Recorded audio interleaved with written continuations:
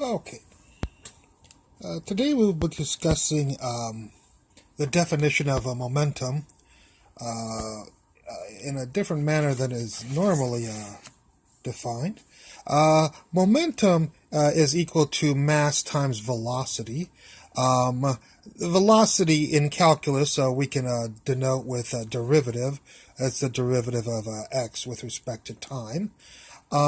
So that's normally our way of defining velocity. The problem is that we well know in calculus that it's impossible for you to have one variable times the derivative of another variable without really having a product rule. So in other words, m and x are variables, and here we see that we have m, the derivative of x with respect to time, but we'd also have to have in calculus the variable x, and then the derivative of m with respect to time, because in mathematics, both variables are equivalent in mathematical stature. So this is truly the definition of momentum here, where you have one variable, mass, times the derivative of the other variable, x, and then x times the derivative of the other variable, mass. This makes the term more symmetric. So I propose that these are inadequate or not complete definitions of momentum. Okay? Now, one question we have is, why would the mass, derivative means that the mass is going to change as a function of time. Why would the mass change as a function of time? Well, there's two examples of it. One is a rocket. A rocket burns its fuel, and it will...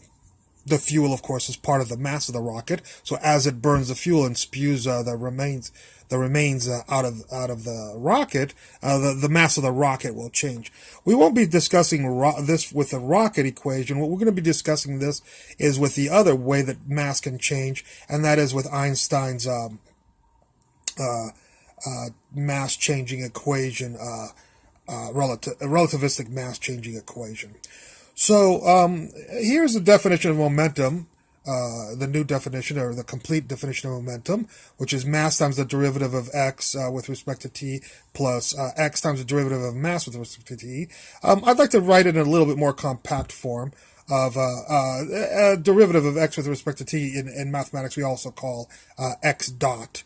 So that dot means that there's it's a derivative with respect to time. So we'll just change this equation to this equation just so it looks a little bit less clustered. Anyways, we will look for what is called m dot, or the derivative of mass with respect to t, relativistically. This is Einstein's equation for mass, the change of mass as a function of velocity. If you change the velocity of a mass, it becomes more massive. So a 1 kilogram mass, if it's going very close to the speed of light, can become 3 kilogram or whatever, 3 kilogram mass object. It depends on the velocity right here that you put in. Of course, the velocity cannot be larger than the speed of light, otherwise this term would become imaginary. So, if the velocity, of course, of the massive object is 0, this will become 0. This will be 1 minus 0. 1 minus 0 is 1, and then the square root is 1. And so you just get the mass of the object. So if a 1 kilogram mass has a 0 velocity, it remains 1 kilogram. But if you change this velocity, the mass will always increase, according to this mathematical term. According to Einstein. We're going to take the derivative of this formula here, and here is the derivative right here. I'm not going to teach you calculus because these videos are already long enough, so you can type that up if you don't know how to take a derivative, and ask Wolfram Alpha to take the derivative of this with respect to time, actually, and note that this is velocity, and you will get this is the derivative. If we just clean this up a little bit with some algebra, this becomes this term for the derivative of mass with respect to time, or m dot. What we'll do now is go back to our momentum equation, m x dot plus x m dot, and we'll say who is the mass, and now this will be the relativistic definition of momentum, and the mass is, of course, this. This is the mass equation, which is m0 is the rest mass, of course. So we'll plug this into this, and here it is right here, m0, 1 minus vc squared. So I've plugged this formula into here to get this.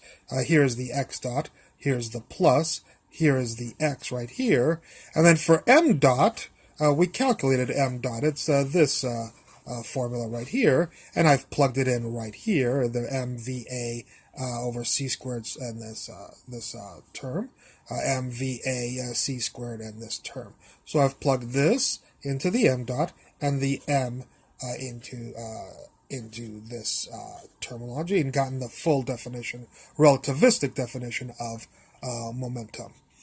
This is an object that is restricted to one-dimensional motion, of course.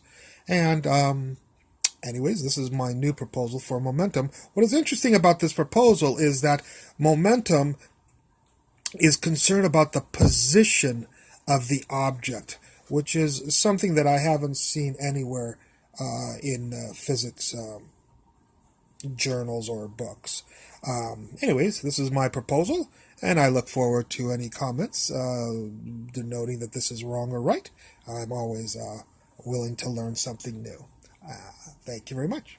Bye.